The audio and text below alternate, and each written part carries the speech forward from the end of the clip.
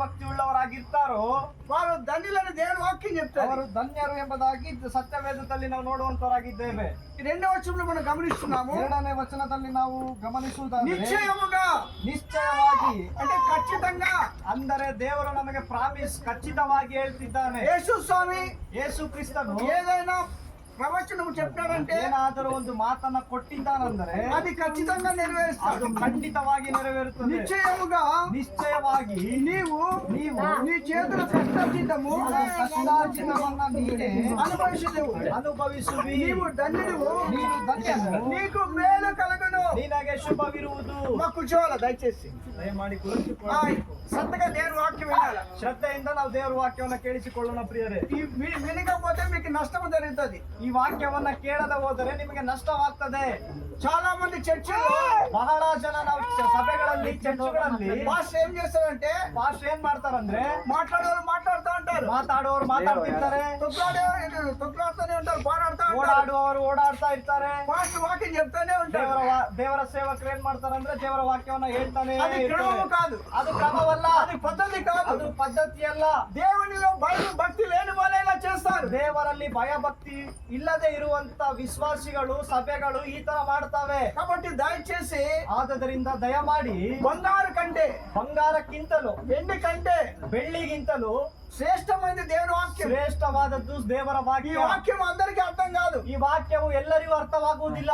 ఎవరైతే ಯಾರಾದರೂ ఆయన నమ్ముకుంటారో, ಆತನನ್ನ ఆయన ನಂಬುತ್ತಾರೋ, మార్గంలో నడుస్తారో, ಆತನ ದಾರಿಯಲ್ಲಿ ಆತನ ಮಾರ್ಗದಲ್ಲಿ ನಡೆಯುತ್ತಾರೋ వాళ్ళకే ఈ వాక్యం అర్థమవుతుంది. ಅವರಿಗೆ ಮಾತ್ರ ದೇವರ ವಾಕ್ಯ ಅರ್ಥ ಆಗುತ್ತದೆ. వేరే వాళ్ళకు కూడా ఇంట్రెస్ట్ పెడితే వాళ్ళకు కూడా అర్థమవుతుంది. ಬೇರೆಯವರು ಕೂಡ ದೇವರ ವಾಕ್ಯದಲ್ಲಿ ನಾವು ಇಂಟ್ರೆಸ್ಟ್ ಅನ್ನ ನಾವು ಗಮನ ಹರಿಸುವುದಾದರೆ ಅವರಿಗೂ ಕೂಡ ದೇವರ ವಾಕ್ಯ ಅರ್ಥ ಆಗ್ತದೆ ಪ್ರಿಯರೇ. మీకు ఇంట్రెస్ట్ లేకపోతే ನಿಮಗೆ ಇಂಟ್ರೆಸ್ಟ್ ಗಮನ ಇಲ್ಲದೆ ಹೋದರೆ మీ జీవితంలో ನಿಮ್ಮ ಜೀವಿತಗಳಲ್ಲಿ ముఖ్యమైనది ఏదైనా ఉంది అంటే ಮುಖ್ಯವಾದದ್ದು ಏನಾದರೂ ಇದೆ ಅಂದ್ರೆ దేవుని తెలుసుకోవడమే. ದೇವರನ್ನ ತಿಳಿದುಕೊಳ್ಳುವುದೇ ನಿಮ್ಮ ಜೀವಿತದಲ್ಲಿ ಮುಖ್ಯ దేవుని ವಿಷಯ. తెలుసుకున్నప్పుడు ದೇವರನ್ನ ತಿಳಿದುಕೊಂಡಾಗ ఎంతో ధన్యుడమవుతావు. ನೀವು ಬಹಳ ಧನ್ಯನಾಗ್ತೀಯ. రెండవ వచనంలో వాక్యం చెప్తుంది, ಎರಡನೇ ವಚನದಲ್ಲಿ ದೇವರ ವಾಕ್ಯ ಹೀಗೆ ಹೇಳ್ತದೆ. నిశ్చయముగా ನಿಶ್ಚಯವಾಗಿ నీవు ನೀನು నీ చేతుల కష్టార్జితము ನಿನ್ನ ಕಷ್ಟಾರ್ಜಿತವನ್ನ అనుభవించదు. ನೀನೇ ಅನುಭವಿಸಿ ಎಂಬುದಾಗಿ నీవు ధన్యుడు, ನೀನು ಧನ್ಯನು, నీకు మేలు కలగదు. ನಿನಗೆ ಶುಭವಿರುವುದು. వీళ్ళ దగ్గరికి వస్తాను. ಈಗ ನಾವು ಇವರ ಹತ್ರ ನಾವು ಬರ್ತೀವಿ. ಇಲ್ಲೇ ಇದ್ದೀರಾ? ಅಪ್ಪ ಅಮ್ಮ ಮನೆ ಬಿಟ್ಟು ಇಷ್ಟೊಂದು ಅಪ್ಪ ಮನೆ ಹತ್ರ ಚೆನ್ನಾಗಿದೆ. ಈಗ ಅದ್ರ ಬಗ್ಗೆ ನಾನು ಚಿಂತೆ ಮಾಡ್ತೀನಿ. ಇಲ್ಲ ಬೇರೆ ಸ್ತೋತ್ರ. ಏನೂ ಇಲ್ಲ. ಸಾಯನಪ್ಪ ಮದುವೆ ಮಾಡಿಬಿಟ್ಟು ನಾನು ಆಟ ಆಡ್ತಿದ್ದೆ. ಎಂತ ಕೆಲಸ ಮಾಡ್ತಾನೆ. ಓಕೆ, ದೇವರಿಗೆ ಸ್ತೋತ್ರ. ನೀವು ಧನ್ಯರು, ನೀನು ಧನ್ಯನು, మీకు మేలు కలుగుతుంది. ನಿನಗೆ ಮೇಲಾಗುತ್ತದೆ. ಜೋಯಲ್ಗೆ ಏನ್ ಮೇಲು ಕಲಿಗೈತೆ? ಜೋಯಲ್ ಅವರಿಗೆ ನಿಮ್ಗೆ ಏನು ಮೇಲು ಉಂಟಾಗಿದೆ? ನೀವೇ ಹೇಳಿ. ಮೇಲು ನಿಮಗೆ ಏನು ದೇವರು ಮೇಲು ಮಾಡಿದ್ದಾನೆ? ಒಳ್ಳೇದು ಮಾಡೋದು. ಮಾಡಿಲ್ಲ, ದೇವ್ರು ಮೇಲು ವಿವಾಹ. ಅಲ್ಲೆಲೂಯಾ. ಹಲ್ಲೆಲೂಯಾ. ಜ್ಞಾನತೆ ಕಡೆ ಒಂದು ಮಾತಿದೆಮ್ಮ. ಗುಣವತಿ అయిన ಭಾರ್ಯ, ಜ್ಞಾನವತಿಯಲ್ಲಿ ಒಂದು ಮಾತಿದೆ. ಜ್ಞಾನವಂತ ಸ್ತ್ರೀಯು, ಗುಣವತಿ అయిన ಭಾರ್ಯ, ಜ್ಞಾನವಂತಿಯಾದಂತ ಸ್ತ್ರೀಯು,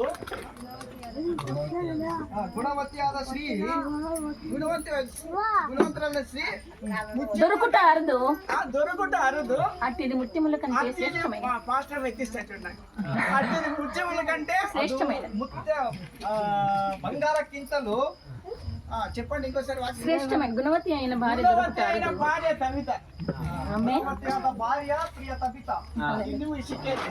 ಇವುದು ಜೋಯಲ್ ಅವರಿಗೆ ಸಿಕ್ಕಿದೆ ಪ್ರಿಯ. ಆಮೆನ್. గుణవతి అయిన భార్య. ಗುಣವತಿಯಾದಂತ ಹೆಂಡತಿ చాలా మంది ఉంటారు, ಬಹಳ ಜನ ಇರ್ತಾರೆ. కానీ వాళ్ళకి గుణం ఉండదు. ಆದ್ರೆ ಅವ್ರಿಗೆ ಏನಿರೋದಿಲ್ಲ, ಗುಣ ಇರುವುದಿಲ್ಲ. భర్త ವೇಟ್ ಕೊಟ್ಟಾడంటే ಗಂಡ ಅವರಿಗೆ ಒಂದ್ ಏಟನ್ನ ಹೊಡೆದಿದ್ದಾನಂದ್ರೆ పుట్టింట్లో ఉంటది. ತವರ ಮನೆಯಲ್ಲಿ ಇರ್ತಾರೆ. అలాగే ఉంటే ಹಾಗೆ ಇರುವುದಾದ್ರೆ కాపురం కాస్త ಸಂಸಾರವು పెటాకులైపోతుంది. ಗಲಿಬಿಲಿ ಉಂಟಾಗ್ತದೆ. అట్లా కాకుండా ఉండాలి అంటే ಹಾಗೆ ಆಗದ ಹಾಗೆ ಇರಬೇಕಂದ್ರೆ మీ మధ్యలో ನಿಮ್ಮ ಮಧ್ಯದಲ್ಲಿ యేసు స్వామి ఉండాలా. ಯೇಸು ಕ್ರಿಸ್ತನು ಇರಬೇಕಾಗ್ತದೆ ಪ್ರಿಯರೇ.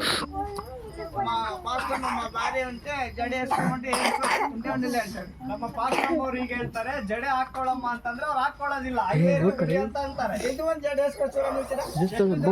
ಹಾಕೊಂಡ್ಬಂದಿದ್ದು ಹೇಳ್ತೀರಾ? ఎట్లా ఎక్కుతారా? ಕೈಗಳಲ್ಲಿ ಎತ್ತೀರಾ? సరే ఎన్ని పేటలు ఉంటుంది జడ వేసుకున్నప్పుడు? ಜಡೆಗೆ ನೀವು ಅಂತೀರಾ ಎಷ್ಟು ಇರ್ತದೆ? మూడు మూడు మూడు వేసుకున్న తర్వాత ఎన్ని కనిపిస్తాయి? రెండు ಹಾಕೊಂಡಾಗ ಈಗ ಎಷ್ಟು ಕಾಣಿಸ್ತದೆ? ಹಾ. ಎರಡು. ಎರಡು. Okay, correct answer. ಹಾ. ಇನ್ನೊಂದು ಎಂತ ಬಂತು? ಇನ್ನೊಂದು ಎಲ್ಲೋಯ್ತು? ಮೂಡೆಲ್ಲ ಹಾಕಿದ್ದು.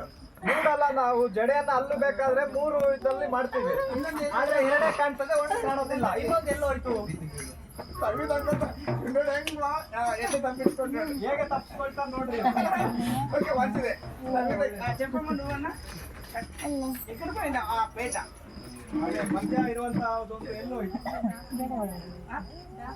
దాక్కోయింది. ఒక పేట అంటే ఒక పాయ్ ఒక పాయి. ಒಂದು ಪಾಯಿ. కండలు బాగా ಬಾಲ బాగా ಒಂದು ಭಾಗ. ಒಳ್ಳೆ ಜ್ಞಾನವಂತರು ತಂದಿದ್ದಾರೆ. ಒಳ್ಳೆ ಜ್ಞಾನವಂತರು ನಮ್ಗೆ ಹೇಳ್ಕೊಡ್ತಾರೆ. ಭಾಗ ಒಂದು ಭಾಗ. ಮೂರು ಭಾಗ ಇರ್ತವೆ. ಮೂರು ಭಾಗ ಇರ್ತದೆ ಜಡೆಯಲ್ಲಿ. ಮೂರು ಭಾಗಾలు ఉంటాయి.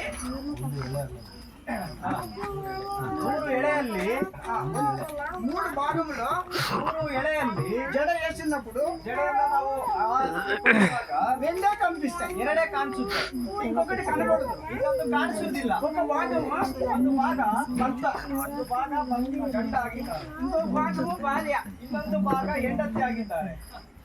ఇంకొక భాగం